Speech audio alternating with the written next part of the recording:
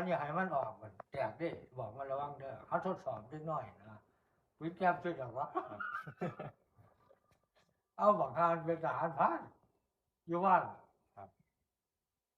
มันว่ามันเลยของทางว่ามันเลยไปยิงดิหนึ่งคันยิงออกคันบ่ถือมันถืออยู่คันยิงถือมันก็ถือบ่นั้นเขาเลื่อนมาเช้าท่านนี่ตัวไว้มึงจะไปมันบาปบางละไปลมรูวัตถุพวกนี้มันยังกระตามไม่รู้รอรักษานี่กราบพระเจ้าพ่อเจ้าแม่ว่าพระพุทธรูปแท่นพระพุทธเจ้าขันหัวโลนกับแท่นผู้บาอาจารย์ปาริยสงฆ์อย่าไปยิง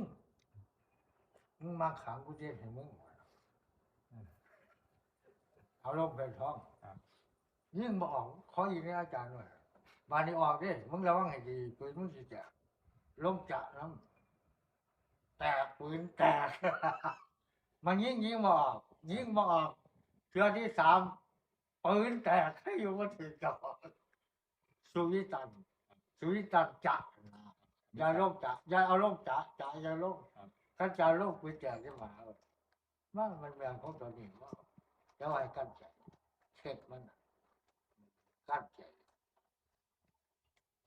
บ่หันใจนะบ่หันใจบ่เขาออกนะ สามตัวนึงกั้นใจเลยเขียนอันนี้กันมือขังมือนึงแต่ว่าต้องใช้พลังจิตไปเลย